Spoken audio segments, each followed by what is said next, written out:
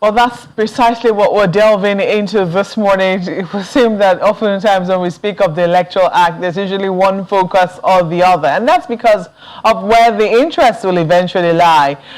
When it came up for amendment, one of the biggest controversies that trailed the amendment of the Electoral Act was electronic transmission, e-transmission. In the House of Reps, they passed something that said INEC could determine, and that was after big major controversy, and they had to invite the NCC to come and give them a briefing. They eventually said that INEC could determine however it wanted to transmit the results. In the Senate, it was a different kettle of fish. Now, it would seem that they've had a review of that, they've had a rethink, and they've decided to pass precisely what the House of Reps has passed. But another bone of contention, it would seem, has come up, and this is about the way political parties conduct their primaries. Now, to speak on the passage of the Electoral Act and the joint passing a harmonized version by both chambers of the National Assembly, we have with us Honorable Nkem Abonta, who is the former chairman, House Committee on Public Affairs, Public Petition, beg your pardon. He's still currently a member of the House of Representatives from Abia State. Honorable, you're welcome to Sunrise Today this morning. Good morning, viewers. Well, I don't know why I'm in love with the term "a long road to," because I was talking about Soludo's road to victory, and I said it's been a long road to victory. It's a long walk to freedom from Nelson Mandela's book. But it would seem that this Electoral Act amendment has also had its own fair share of ups and downs, but finally it's been passed. The National Assembly has been able to arrive at a harmonized version. How difficult was the path to eventually getting what it was that we got? Oh, thank you very much. I don't even think we have gotten to the path right now, because I pray that Mr. President signs the bill. Indeed, we wait for Mr. President's assent, but the National Assembly, even for them to achieve a consensus, it wasn't an easy road, was it? No, it wasn't. A lot of lobbying and horse trading and maneuvers. It was very difficult. People had different interests, and people tried to put personal interest in the laws they were writing, which is not necessary. You don't write a law for today. You write a law that will translate the totality of years. You don't do a thing for a particular person, for a particular group of persons, and so on. So that all that played in the electoral law, but eventually it came to be. So from what we have now, would you say that the Electoral Act that we have passed is something that would serve us not just today, but this Electoral Act has also looked into the future? Is this something you can thump your chest to say? I will authoritatively say so, but no law is perfect. Indeed. Even the God's law is not that perfect. But it will now have something that, if practiced, will be better than where we're coming from. If practiced very, very well, will address certain issues in the future. Of course, we looked at what the issues in the past and tried to bring it forward to cure it. That's what we did exactly. For you, what were the most significant changes that this Electoral Act has that makes you at least satisfied that you were part of this? Of course, strengthening the electoral process, like the electronic transactions or transmission, is very, very critical. And then also putting things on INEC that made them mandatory to do. For instance? Another topical one now is the direct primaries. That seems to be tearing the parties and the governors and the legislators apart. But we also looked at what was in the past and then tried to bring it to present, to focus. In the past, most parties used what they call delegate election. APC recently also used direct primaries. I don't just know why some people are now crying they don't want it again. I think Buhari came into power through what? Direct primaries. And the governors didn't complain. They all supported that. They went to Lagos and did all whatnot. I think some persons are also clamoring to repeat such issue again, while some say they don't want that. But in totality of it, ordinarily, parties are meant to look at whichever way, and the House also deemed it fit. Some persons in the National Assembly deemed it fit to retrieve power back to the people, to restore power back to the people, to do what they called inclusive participation, where people would directly decide whom they want. It's going to be cumbersome though, but for every method you want to take will have the advantage and disadvantage. So we've tried mainly this, so we deemed it fit to also try another thing so that people will feel they are part of the process. It's always been left to the decision of the political parties. Why does National Assembly feel that it's imperative that it be put in the Electoral Act, that the manner in which political parties conduct their primaries be direct? One, we all know that the process in most cases is being hijacked. You also know that some persons call the shot when it is delegate election. We also know that it is easy for some people to seize it. In the past, I can tell you that somebody would just pick up all the delegates, put them in one hotel, and drive them to the venue. It's also a legal process. But National Assembly, some members deemed it fit to return power to the masses. Some members deemed it fit to make it participatory democracy. Say, Kai, let people nominate directly. And that is what is bringing this problem. I also know that some governors in all the major parties are saying, particularly APC, PDP, are saying no. Let's go back to delegate election. But let them give us justification why it must be delegate election. Okay, let me quickly, before I take this further now, I know that my colleagues in Lagos have a few questions for you, but just before I bring in my colleague from Lagos, let me quickly introduce our second guest, the Honorable Benjamin Kalu, who's the Chairman, House Committee on Media and also a member of the All Progressives Congress. Honorable, you're welcome to Sunrise Elite this morning. Thank you for having me. Well, let me quickly send this to Lagos then. Chamberlain, over to you. Well, yeah, Honorable Abonta, when you started out, you talked about you don't make laws for today, and then you said you don't make laws for a particular person. Could you shed light? Well, what does that mean? Are you suggesting that this particular direct primaries was made for a particular person for now, or what? Of course, you know that interest will always play out in things like this. If you go back to history and look at how presidents had come out, particularly the present ruling parties, you may appreciate what I'm saying. In the past, governors specifically will have a greater role to decide who, to regulate the delegates, to direct the delegates. But how will you now direct the masses? And I'm saying that laws should be made futuristic. Laws should be made to address problems, not to favor one person, not to anticipate what will be. In actual sense, what we did was anticipation of what some persons want, but like I said, some members in the House and the Senate deemed it fit to take away these powers from where it been domiciled before to the masses, so they can, if you are not popular, you will win. Who are these persons that you say that this is what some people want? What I mean that in the past, some certain persons decide who comes to house in states. Right now, let me give you an example.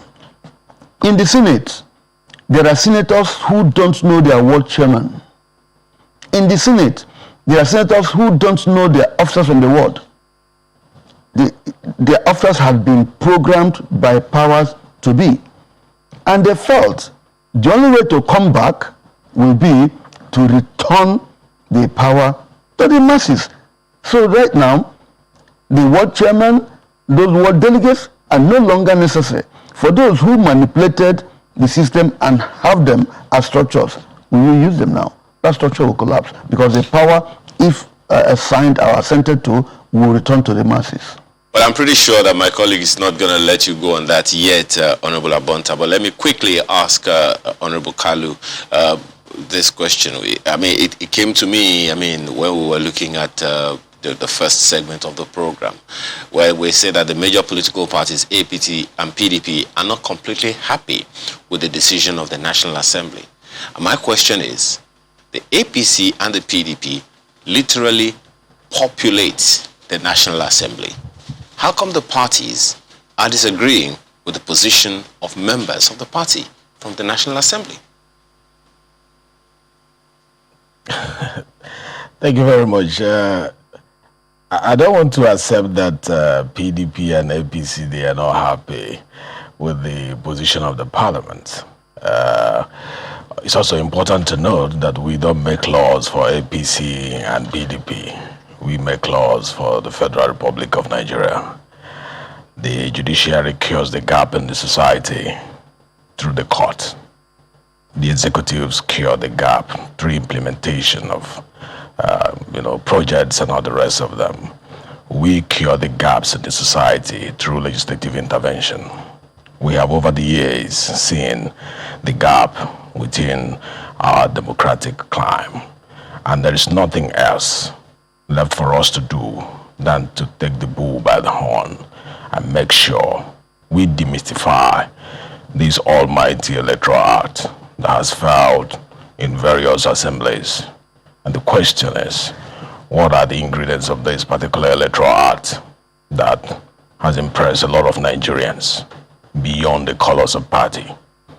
You're looking at the electronic transmission, which my senior colleague here have, discussed on, and you're also looking at the almighty direct or indirect primaries.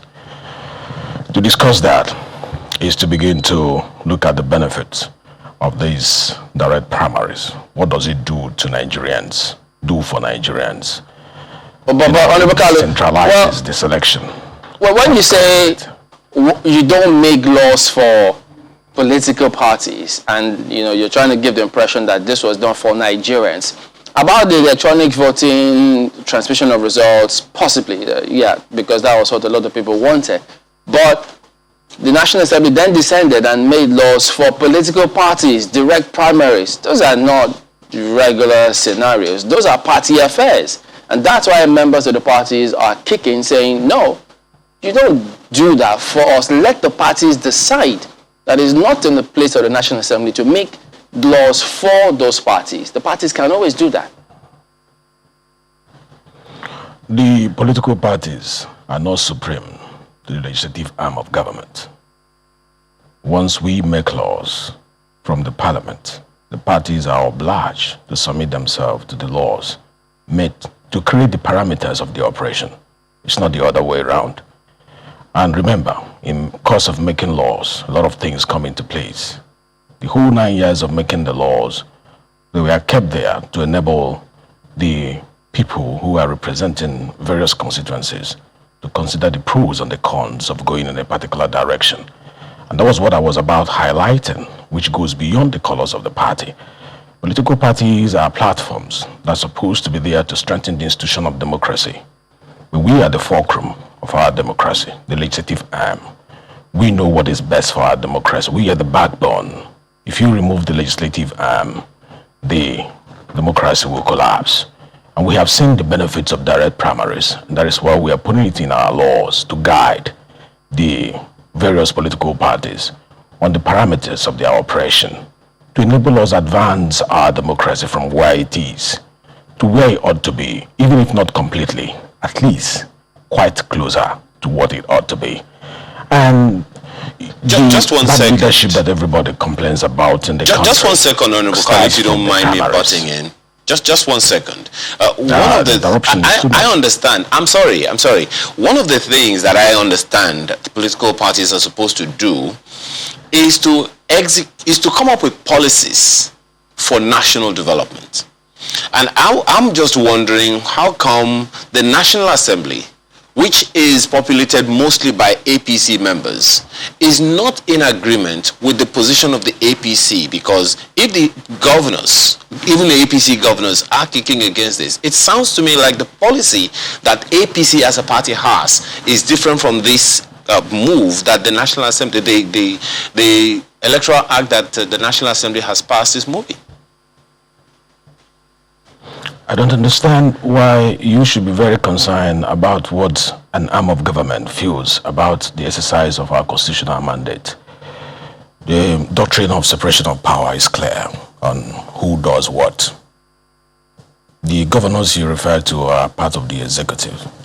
We don't interfere in their exercise of duty.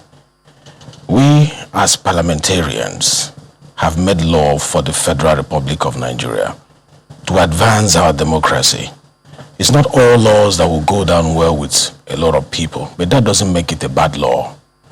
It is a law that is not self-serving. It's a law that will take us closer, like I said, to becoming an advanced democratic institution, nation. So when people complain about it, I don't know where they are gathering their facts from. We are in a meeting yesterday.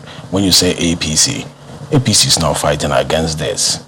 We had a tripartite meeting, and the leadership of the National Assembly, the President of the Senate, took his time to adumbrate on the importance of not taking for granted the peace that we are enjoying in the party at the moment and the successes we have achieved.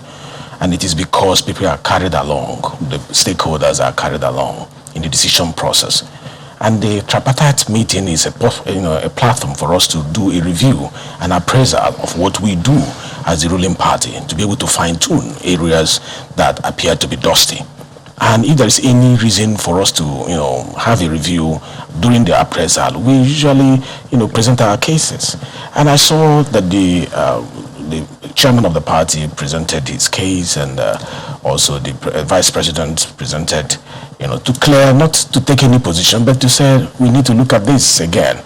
And the president of the Senate made his strong point, and the leader of the Speaker of the House of Representatives took time to educate us, all of us, on why this is the best for the nation. And some of the things he mentioned was the decentralization of the selection process, and also the breaking of the hegemony that has existed, that has captured the nomination process of candidates in the various parties, and the need for us to break it. He also highlighted that this will help political party development, because political parties now will be compelled to maintain, sustain, reliable, verifiable, updated membership register that will be, open and accessible, not to a handful of people, but to the members of the party as well as the aspirants. That is healthy for our party. He also highlighted that the probability will now be high or higher for women and youths to participate in elections, not being afraid of maybe godfathers and all the rest of them, but by going to mobilize the grassroots to support them. And this is a legacy that this Ninth Assembly want to leave. So and finally, he also highlighted the democratic I'm afraid I have to cut you. I'm afraid that I have to cut you. I mean, you can list all of the, what they call that now, the advantages of this, but we also know that it's not exactly a perfect system. No. And that it could be cumbersome. And there'll be questions as to how you intend to achieve this. We saw how it was that the APC in the past did try to, say that direct primaries was the only way that, its candidates were going to emerge. And somehow they had to, I don't know what made them compromise, but they eventually had to, shift a little, so to speak. I'm just wondering, since both of you are on the same page, even you're both members of the House of Reps, even though you're from different political parties, the governors in your own party too, Mr. Abonta, they're also kicking against this. How is this? Because they believe that this is something that is happening within the APC and is supposed to solve a problem within the APC, and it would seem that they're trying to impose it on the PDP as well through the passage, the passage in the Electoral Act. I don't know whether you've listened to any rumblings or any murmurings from your party. How has it been accepted there as well? To the best of my knowledge, I do not think that the governors in my party took it lightly, the issue of direct primaries. Reason being that, like I said earlier, governors had in the past, even now called the shots. If you do direct primaries, even though cumbersome, it could be tricky. It means no single person, not the president, not the governor, could decide what happens. You can't take the whole of my community now, quarantine in one hotel to come and vote. You need the whole a stadium or that kind of thing. So I do not think they want it. For reasons they do fine, I don't know. But I know that I came to delegate election. I would have preferred delegate election. That would be easier for me to manage. But some persons, like I said, thought about it and said, "Kai, let's take away these powers and domicile with the persons." You see, lobbying is allowed. If that constitution had not happened yesterday, probably today, there will be a different opinion. So, if you look at what happened at the floor hall, that report was laid down that day and considered that day out of the normal procedural things we do. Because lobbying is on and is allowed. You talk to people. So the speed that it was hurriedly done shows that there was an attempt to beat some certain things. Of course, like my colleague said, they came out from the Tripartite meeting where that was discussed extensively. That discussion, to my mind, as an opposition party, is to change what would have been. So, the constitution yesterday was that math to give a fait accompli to that tripartite method. We've done it, we've passed it, what can we do? So I would also suggest, let's practice it for a while and see what it will look like. I know law is cast on iron. If it's an iron, you can also melt it with superior fire point. So let's try this time and see what will be.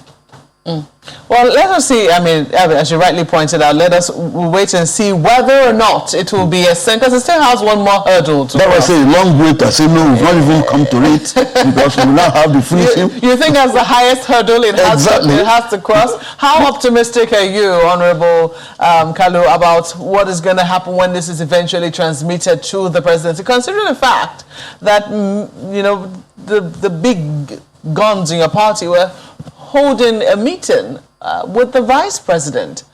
Do you think that they will be able to prevail on the president to sign this bill into law as passed?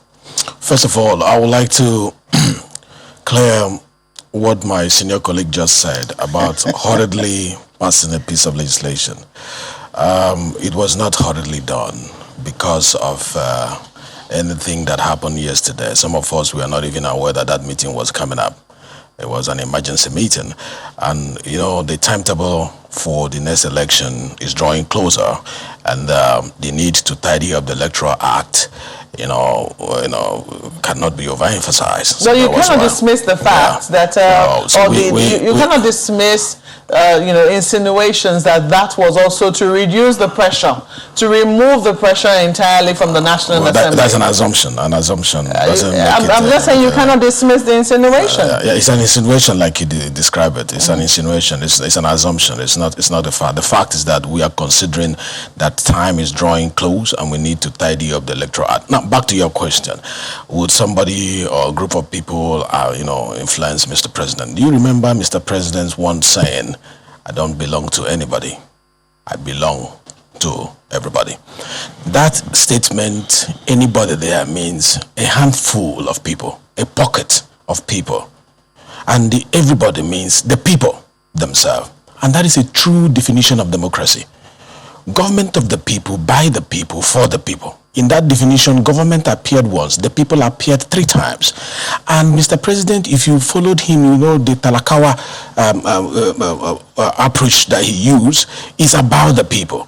He's in support of us returning the party to the people, where the people will take the center stage to be able to define what is their needs and who has the right energy to suit their needs. So I am very sure that Mr. President will leave a good legacy when this is transmitted to him. I don't think Mr. President is going to do this against the democracy that he is trying to build in Nigeria. He's not going to listen to a pocketful against the entire pockets full. population. Governors are not just, yes, there might be just 36 of them, but they're an extremely powerful pocket full. Yeah, but they are not the people. Very influential pocket. They are very influential, but they are not the people. And what should democracy consider? The people, the generality of the people's interest, or the interest of a few. Are you saying that the governors are against the people? No, that's not what I'm saying. Are you saying they do not? I am saying that I'm saying that your suggestion that the governors will go against the people is also an assumption. Because you are saying the governors are against this people-oriented piece of legislation. Therefore, they are going to meet. They are going to meet. They are going to meet the president. We have seen your party kick against it by convening this emergency meeting. You called it. At whose prompting did these meetings happen? Did it happen at the promptings of the people? Who? When you say the party kicking against it, the leadership of the parliament stood by their decision. I didn't see anybody speaking against it except clearing the fact that we need to do a review. Is it the best for us? Is it not the best for us? That was what I saw in that meeting. We say that the National Assembly has played this, tried to be smart about this, because oftentimes there has been a battle. We are aware of that. Sometimes a tussle between members of the National Assembly and the governors of the state. Isn't that correct? Of course, you wouldn't expect the executive and the legislature to have a seamless relationship in all situations. So that will always be. Isn't this wielding the big stick and hiding behind the people, so to speak? Isn't that what has happened with the passage of this? Not at all. Not at all. What he said when he started was that the law is not meant for a few. It's meant for the interests of the generality of the people. To personalize it will be a wrong analogy. We'll take a break at this point, and let Mr. Honorable Abonta, wade into the discussion when we come back. Please stay with us.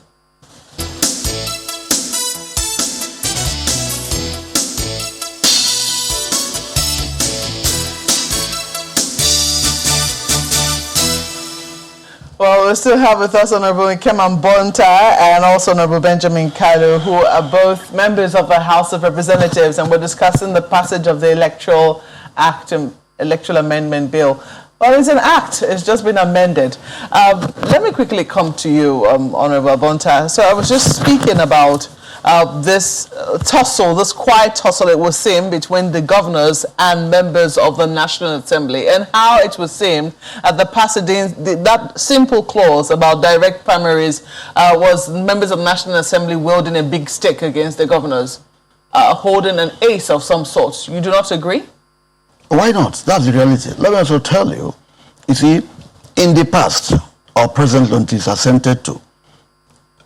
Members rely on the mercy, the pity of the states who control the delegates to bring them.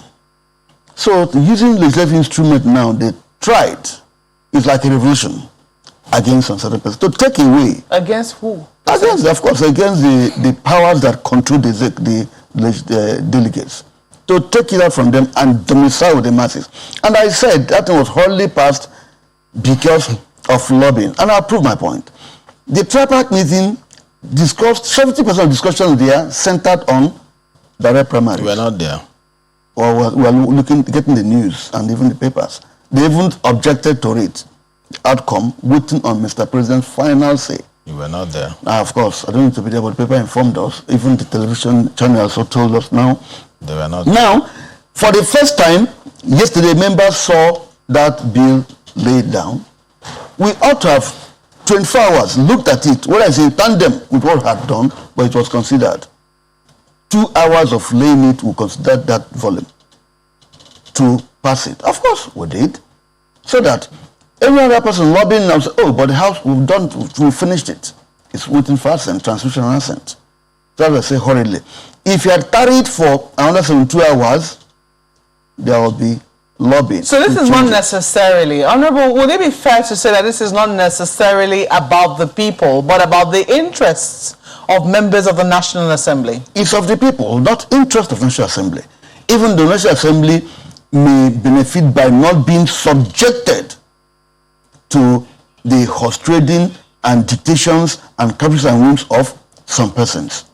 Now, the people will be at liberty to decide who is, like my brother said, strong enough to carry their cross. Are you optimistic that the president will sign this into law? I am doubtful, but I pray he should. Why I say I'm doubtful is, at the helm of affairs of the Tripartite party, of the ruling party, it didn't go down well. They didn't come to a conclusion.